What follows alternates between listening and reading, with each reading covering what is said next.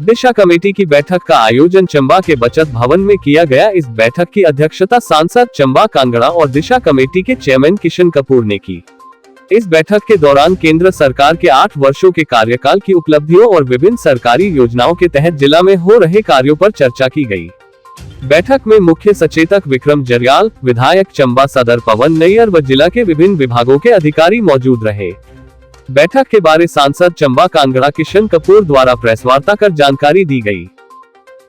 हमारी केंद्र की सरकार, श्री नरेंद्र मोदी जी की सरकार को बने हुए 8 वर्ष से कुछ सप्ताह ज़्यादा हुए हैं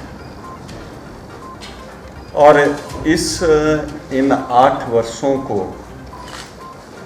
अगर भारत का स्वर्ण युग कहा जाए तो इसमें कोई अतिशयोक्ति नहीं।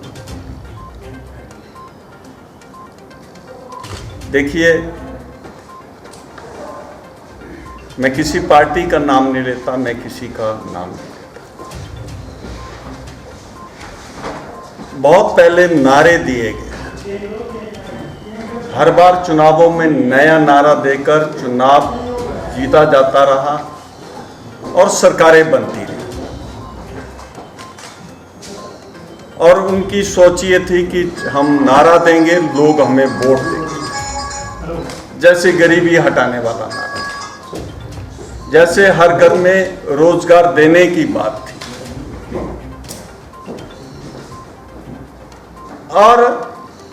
और भी कई क्षेत्र थे, वर्ग थे। अलग अलग चुनावों में अलग नारा देकर वो पार्टियां आती थी और वोट बटोरती थी। मैं स्वर्णिम इसलिए कह रहा हूं क्योंकि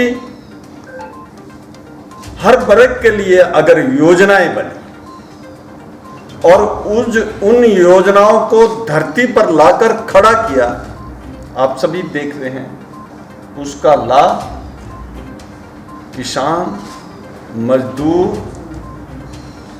असंगठित मजदूर, चाहे भूतपूर्व सैनिक थे, चाहे शिक्षा की योजनाएं थी, चाहे उसमें कर्मचारी थे, सबके लिए अलग अलग योजनाएं बनी।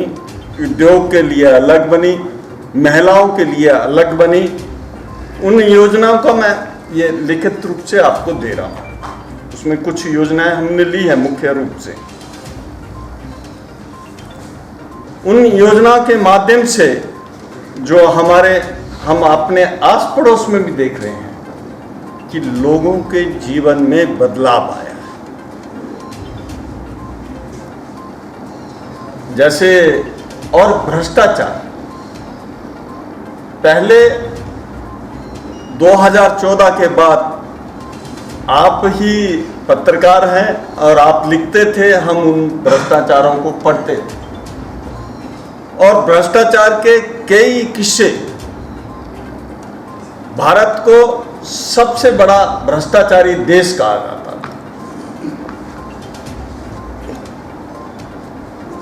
लोगों को, जो गरीब थे, उनको 2 वक्त की रोटी नहीं मिलती थी। उसके लिए जो योजनाएं हैं, वैसे अभी पीछे कोरोना हुआ, लोगों के व्यवसाय बंद हो गए, तो लोगों की आय के स्रोत बंद हो गए। उसके बावजूद भी 80 करोड़ लोगों को, हिंदुस्तान के 80 करोड़ लोगों को मुफ्त राशन दिया जाता था। कोई आदमी भूख से किसी की डेथ नहीं हुई। किसानों की बहुत सारी खबरें आती थी कि किसान आत्महत्या कर रहे हैं, वो आंकड़ा भी कम हुआ।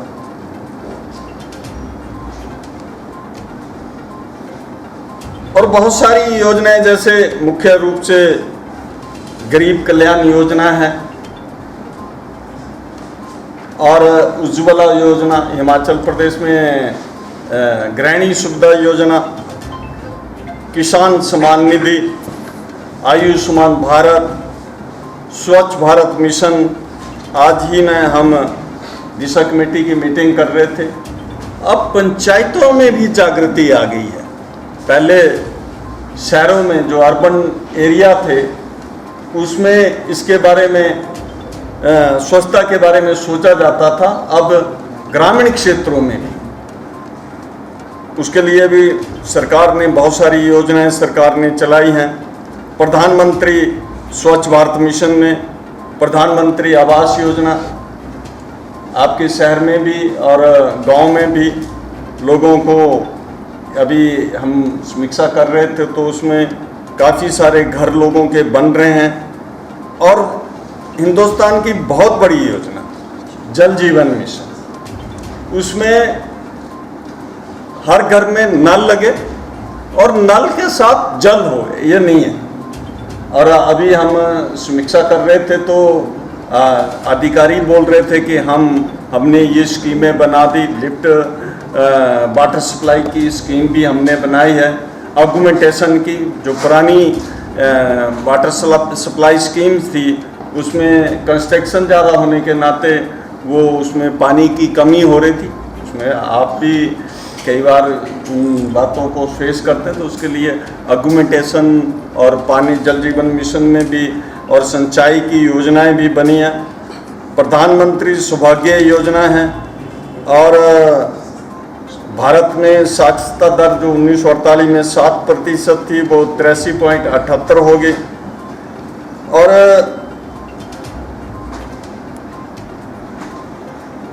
10 करोड़ से अधिक खाते जो अभी 21,000 करोड़ लोगों ने डाले हैं, और वैसे बिना पैसे के जनधन योजना थी।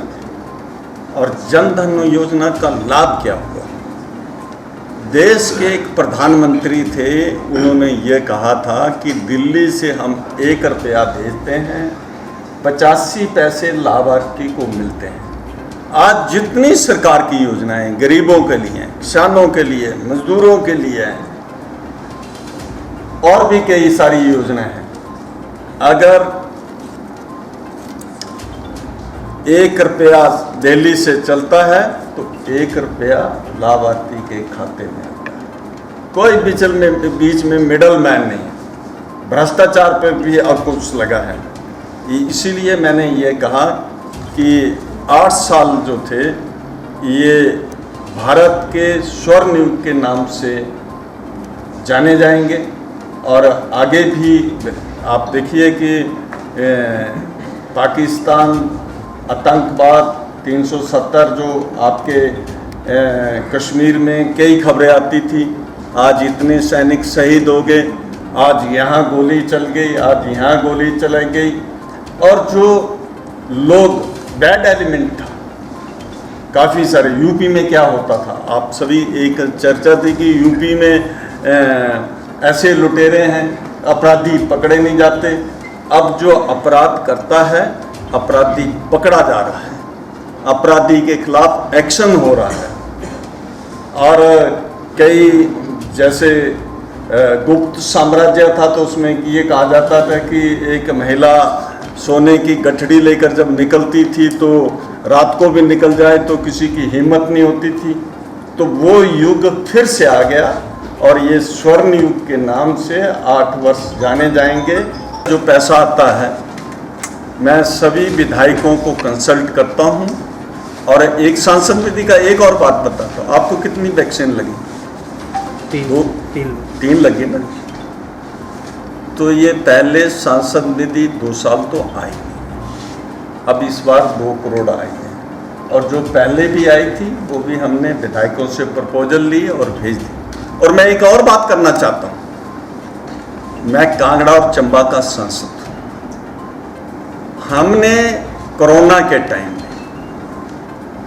जो हमने बाहर से लोगों से मटेरियल कलेक्ट किया, वैसे और भी मतलब मैं कई बार बोल चुका हूँ, मैंने अपनी पब्लिक मीटिंग में भी कहा है कि हमने वेंटिलेटर के लिए भी यहाँ सांसद निधि से पैसा दिया था।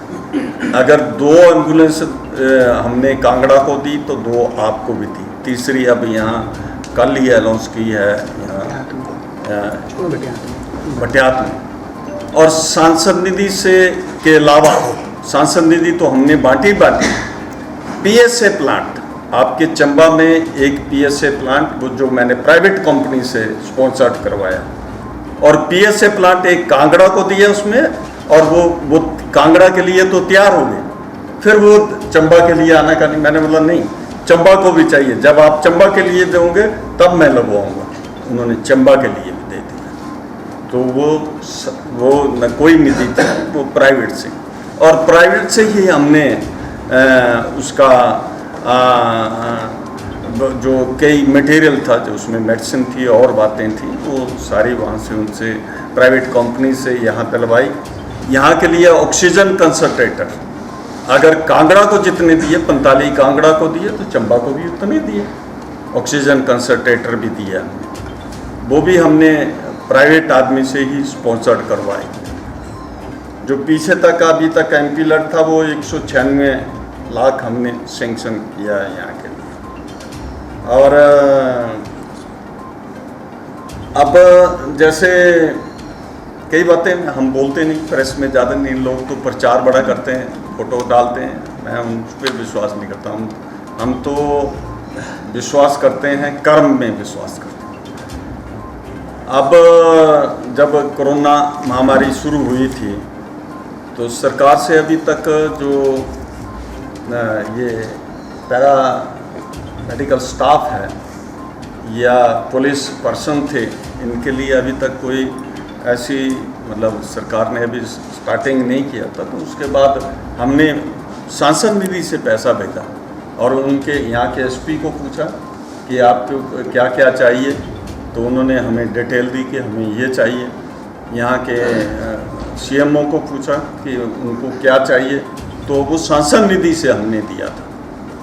तो सांसद निधि का हिसाब तो मैं पूरा दे दूंगा आपको कि क्या है सर। सांसद निधि के अलावा भी हम जैसे प्रधानमंत्री ग्राम सड़क योजनाएं हैं, नेशनल हाईवे हैं, उसके लिए भी अभी आपके नेशनल हाईवे को भी अब उसका काम चला हुआ है, उसके अभी हमने समीक्षा की है, तो उसमें भी उसको ठीक करा दें। सर, आकांक्षी जिला चंबा के लिए औद्योगिक क्षेत्र को बढ़ावा देने के लिए क्या प्लान है? चंबा में उद्योग स्थापित करने के लिए क्या योजना है सर? एक लॉन्ग टाइम हो गया, चंबा जिला को पिछड़े से आकांक्षी जिला में ले आए, मगर कोई भी उद्योग स्थापित नहीं हुआ। बेरोजगारों को चंबा छोड़ के बाहर रोजगार के लिए जाना पड़ रहा है, इसके लिए कोई योजना तैयार की जाए? देखिए, हिमाचल प्रदेश सीनिक ब्यूटी जो है वो जाना जाता है, और हिमाचल प्रदेश में सबसे ज़्यादा स्कोप है टूरिज्म इंडस्ट्री का। तो सड़कों का जो सुधारीकरण होगा, और टूरिज्म के लिए 3 चीज़ें मेन चाहिए, पानी, सड़क और बिजली। उसमें बहुत ज़्यादा सुधार हुआ, और आप देख रहे हैं कि जो फ्लोटिंग पॉपुलेशन है वो बढ़ रही है। चंबा में टूरिस्ट काफ़ी आ रहे हैं, और आप जैसे जोत का ही रोड ले लो ये, और बाकी जगह भी टूरिज्म की एक्टिविटीज़ बढ़ी है। और आज हमने मीटिंग में भी बोला है कि जो चंबा की सुंदरता है, कई क्षेत्र अनछुए हैं जहाँ टूरिस्ट आप अभी तक गया है, तो लोग ट्रैकर वहाँ जाना चाहते हैं। तो उसके लिए भी ट्रेनिंग और उसके में भी आप काम करो, वो अधिकारियों को हमने निर्देश दिए हैं। हम लोगों को अपने पैरों पर खड़ा होने के लिए, किसी के पास नौकरी मांगे नहीं, वो नौकरी देने वाले बने। इसका मतलब है कोई उद्योग चंबा में क्यों नहीं होगा? स्थापित होगा? कोई भी चीज़ जो है वो असंभव नहीं है। और मेरी एक मीटिंग हुई थी, तो मैंने वहाँ भी सुझाव दिया था कि जो आपने पॉइंट बोला, ये पहले था कि लोग जाते थे और लोग रुकेंगे नहीं, क्योंकि अच्छा करने के लिए कोई आदमी बाहर जाता है तो वो यहाँ भारत छोड़ के विदेशों में भी जाएगा, ठीक है ना जी? तो उसकी खुली संभावना है, उसको हम रोक नहीं सकते। पर हर आदमी को रोजगार मिले, उसके लिए प्रयास हमारे निरंतर जारी है।